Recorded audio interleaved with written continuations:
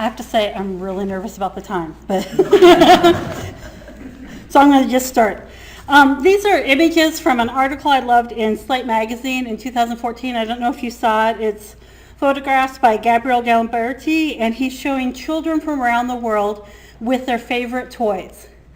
And these are just a couple that I picked out, but they're really interesting because they highlight the differences in the experience of childhood between developed and developing countries, between boys and girls, and how the experience of childhood varies. And that's kind of what I want you to think about, is when you were a child, what were your favorite toys and how did you like to spend your time?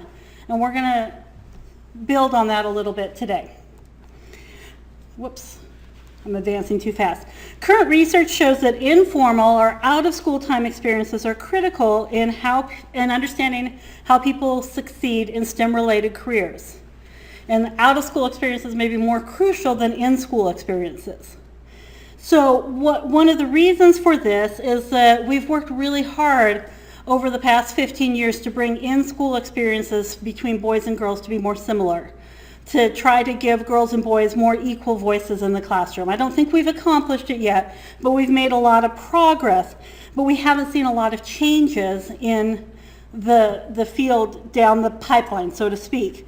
And part of that is because girls are self-selecting out of STEM-related careers. And they're doing it earlier than we realized. And the current research is really looking at how their out-of-school experiences may be impacting that.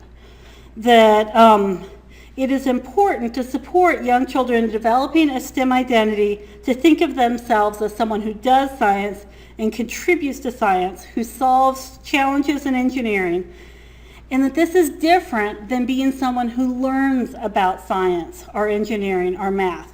And we need to encourage them to be part of the community. And this is all about developing identity. It may seem like we're a little off base to focus on identity before we focus on content or skills or other things, but research is really showing that identity is crucial. In a research study with 3,359 students who graduated with a 4-year degree from a college or university, one of the findings was that what children expected in 8th grade was the crucial factor in whether they graduated in that degree. So if they expected to have a science-related career in 8th grade, they were much more likely to graduate with a 4-year degree in a science-related field than if not. And here's some of the specific differences. If they expected to have a science career, they were 1.9 times more likely to earn a life science degree than students who did not. I'm only on the second slide. And 3.4 times more likely to have a physical science or engineering degree. So those expectations are important. We don't know exactly how those expectations are working, whether it's building confidence or giving them the perseverance to go through the difficult times, but expectations are crucial. Another thing I want to point out is the upper elementary and middle school years are crucial.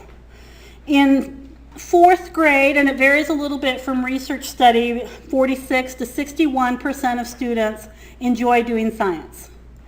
By the end of 8th grade, it's down to 40%, and it continues dropping from that point on. So these late elementary and middle school classrooms are crucial times to reach out to students and develop that identity as someone who does science or someone who does engineering.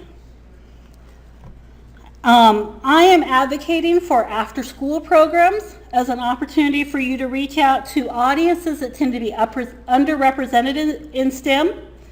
Out-of-school audiences tend to represent the diversity in their communities very well and can help us reach out to students that might not traditionally have experiences with science and engineering.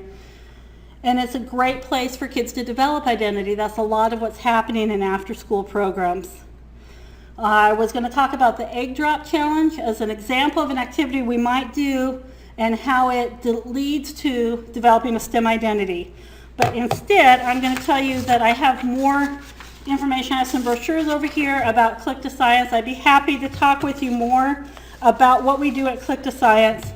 We focus on that after-school environment and reaching out to youth and growing and developing their interest in STEM, and also working with the volunteers who work with them to develop their skills.